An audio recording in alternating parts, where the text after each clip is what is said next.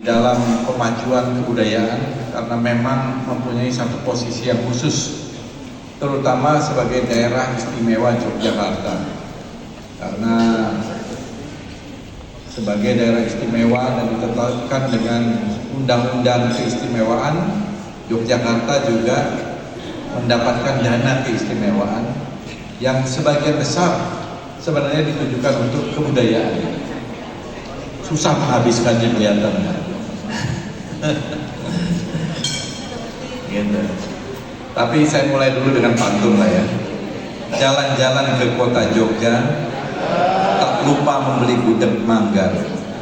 Museum dan cagar budaya mari kita jaga, simbol harmoni peradaban besar.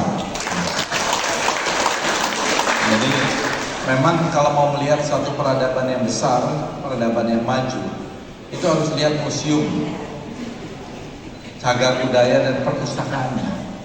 Saya ini sudah keliling sejak saya SMA, ikut pertukaran pelajar dulu di Amerika hingga selesai kemarin sebagai ketua Badan Kerjasama Antar Parlemen, sebagai ketua wakil ketua DPR, banyak memimpin delegasi konferensi di berbagai negara. Ternyata saya sudah keliling 100 negara. Dari 100 negara itu, bukan itu poinnya. Poinnya itu adalah saya datangi yang pertama kali adalah museum-museumnya. Jadi yang pertama kali saya datangi, apalagi ke setiap negara yang baru, yang pertama kali saya kunjungi, itu pasti yang saya datangi adalah museumnya. Karena pertama kali kita datang ke museum, kita langsung bisa melihat bagaimana sejarah, apakah di kota itu atau di negara itu, dari mulai prasejarahnya sampai peristiwa-peristiwa besar, peristiwa-peristiwa sejarah yang melintasi perjalanan bangsa tersebut. Jadi kalau kita ingin melihat journey dari sebuah bangsa, dari budaya dan peradabannya, yang paling mudah adalah kita habiskan waktu 1-2 jam di museum dan kita langsung bisa mendapatkan informasi. Jadi memang museum itu adalah pusatnya informasi, narasi, literasi dengan koleksi-koleksi yang tentu sudah terpilih, dan ini menurut saya sangatlah penting. Jadi etalase peradaban di setiap negara-negara maju adalah museumnya. Jadi kalau kita lihat, datang atau bahkan kita googling aja untuk mencari places of interest gitu ya di Google, pasti yang pertama keluar itu adalah museum-museumnya. Jadi trip advisory gitu ya, itu pasti museum-museumnya. Jadi salah besar kalau ada yang beranggapan bahwa museum itu atau museum itu diletakkan di belakang. Jadi museum itu justru harus menjadi etalase paling depan dari sebuah peradaban bangsa. Dan saya kira inilah yang ke depan harus kita ubah mindset kita, bahwa museum itu bukan sekedar etalase atau storage peninggalan yang menjadi artefak yang mati. Justru dia menjadi artefak yang hidup dengan narasi dan bagian dari material culture sebuah bangsa, baik yang tangible maupun yang tentu saja yang intangible juga. Jadi kalau kita lihat, yang kedua kalinya saya juga bertemu dengan teman-teman museum di Yogyakarta ini, kalau tidak salah, walaupun waktu itu hanya beberapa, tetapi saya tahu jumlahnya museum di sini ada 42, besar dan kecil, yang terdata dari total mungkin hampir 500 museum yang ada di Indonesia. Jadi kita ingin lebih banyak lagi. Kalau bisa Indonesia ini menjadi kota ribuan museum atau menjadi negara dengan ribuan museum, karena banyak sekali potensi-potensi yang besar. Museum itu juga tidak harus, memang ke depan tentu kita menata mulai dari koleksinya, tata pamernya, narasinya, literasinya, tapi itu berproses. Kemarin saya melihat di Bali, di kantor Sarkopagus yang merupakan hasil penelitian Pak R.P. Suyono tahun 50-an akhir 61. Saya belum pernah melihat ada sarkofagus di Indonesia yang begitu unik. Kemudian itu menjadi storage sudah puluhan tahun. Saya bilang kepada kepala BPK, saya sampaikan, kita ubah ini, walaupun sekarang juga namanya disebut sebagai Museum Gedong Arca, tetapi secara informal. Kita ingin menjadikan itu, saya bilang, kita buat langsung menjadi museum sarkofagus, karena memang koleksinya ada sarkofagus. Tinggal ditambah sedikit penelitian, narasi dan sebagainya. Dan juga banyak lagi museum-museum yang menurut saya bisa menjadi open air museum. Jadi museum yang terbuka. Tidak harus museum itu dikerangkeng di dalam sebuah gedung. Museum itu bisa juga museum terbuka. Cagar-cagar budaya itu sebenarnya juga banyak sebenarnya museum. Open air museum ini perlu kita kembangkan ke depan. Ya, Borobudur itu sebenarnya sebuah museum juga. Gitu ya. Itu open air museum. Saya datang ke Azerbaijan, kalau nggak salah itu namanya ke Gogustan. Itu adalah satu open air museum dengan peninggalan piktograf. Jadi ukiran-ukiran yang ada di dinding-dinding gua. Baru 2 hari yang lalu, saya baru dari Gua Leang-Leang, PT Karang dan Leang Karangpuang. Di Gua Leang Karangpuang ini ditemukan lukisan purba yang usianya sudah dites dengan uranium series itu 52.000 tahun. Luar biasa. Dan belum jadi apa-apa, itu bisa menjadi open air museum.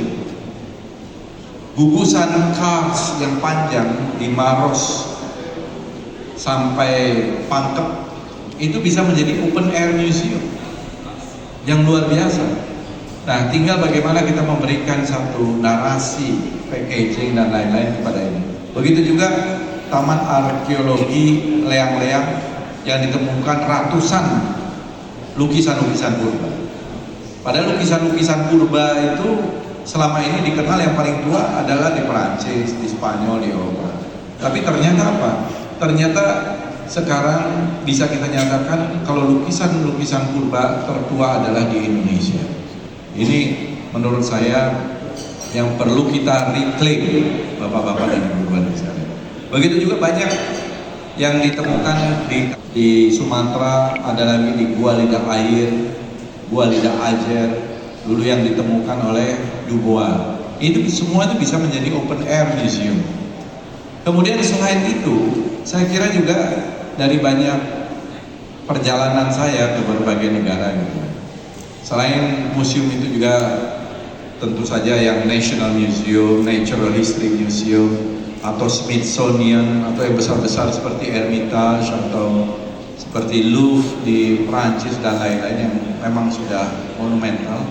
Juga banyak museum-museum kecil, museum-museum yang sifatnya tematik. Ada museum di Praha, saya lihat 2 kali saya datang itu, Museum Patah Hati, Broken Heart Museum. Jadi orang-orang yang patah hati itu menaruh memorabilianya di situ. Jadi bukan hanya memorabilia presiden di sini, Pak ya. Memorabilia orang patah hati juga bisa menjadi sebuah cerita tersendiri. Jadi bagaimana kreativitas dan ide itu juga tadi bisa melahirkan juga orang datang, Pak. Orang datang. Setiap hari orang datang ke museum itu. Dan bahkan menyumbangkan koleksinya. Gitu ya. Tentang orang yang patah hati. Saya pernah lihat juga museum toilet di Ukraina. Sejarah toilet. Jadi bagaimana toilet di zaman purba sampai toilet yang modern gitu. Jadi kreatif orang itu. Apa saja bisa jadi museum. Ya, artinya koleksi selama itu merupakan juga 2045 mulai dari gizinya harus dicukupi, tapi di sekolahnya juga orientasinya kalau bisa lebih banyak juga orang yang mengembangkan STEM, science, engineering, teknik, teknologi, teknik engineering dan matematika, ya, math, STEAM, arts, ya, STEAM, betul. Ya, jadi memang tidak boleh ketinggalan. Kenapa? Karena arts sebenarnya kita tidak ketinggalan, karena kita arts itu sebenarnya sangat maju. Ya, sebenarnya ini yang maksudnya mau diafirmasi. Yang diafirmasi itu STEM-nya. Kalau saya selalu mengatakan bahwa arts budaya kita ini luar biasa. Bahkan boleh dibilang bukan hanya diversity, tapi mega diversity. Jadi mega diversity. Karena dari 100 negara yang saya kunjungi itu, ekspresi-ekspresi budayanya itu relatif lebih homogen. Ada yang memang beragam, tapi tidak ada yang lebih kaya dari budaya Indonesia. Dari Aceh sampai Papua, tidak ada. Saya mau bisa lihat di negara mana yang kekayaan budayanya lebih hebat dari Indonesia. Saya kira tidak ada. Saya bisa tunjuk satu persatu negaranya, ekspresinya, budayanya apa. Nggak ada yang lebih hebat dari Indonesia. Jadi Indonesia ini benar kalau dikatakan bisa menjadi negara superpower di bidang kebudayaan, negara adik kuasa di bidang budaya. Menurut saya sangat bisa. Dan bahkan saya katakan Indonesia ini memang bisa menjadi ibu kota kebudayaan dunia. Ya, karena ekspresi budaya dari Aceh sampai Papua itu terlalu kaya. Saking terlalu kayanya mungkin kita jadi take it for granted gitu. Saking kayanya gitu ya. Kalau di negara lain dia mencari-cari apa, tapi di kita ini apa saja sebenarnya bisa. Kebaya bisa menjadi museum, ya, reok bisa menjadi museum. Apa maksudnya? Sebagai pusat, bukan hanya sekedar storage tadi sekali lagi ya, dalam artian hidup gitu ya. Apa saja bisa.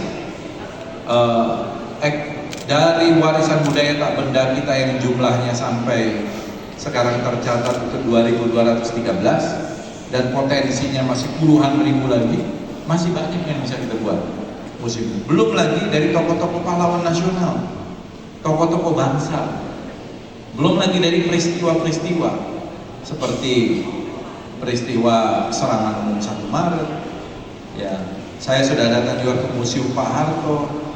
Kemarin kita meresmikan juga Museum Tan Malaka dan Museum Pemerintahan Darurat Republik Indonesia (PDRI) di Sumatera Barat, dan juga beberapa museum lagi.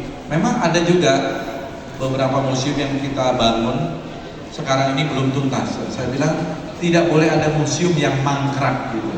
Harus kita aktivasi. Karena menurut saya ini adalah kekayaan nasional kita, aset nasional kita. Dan ini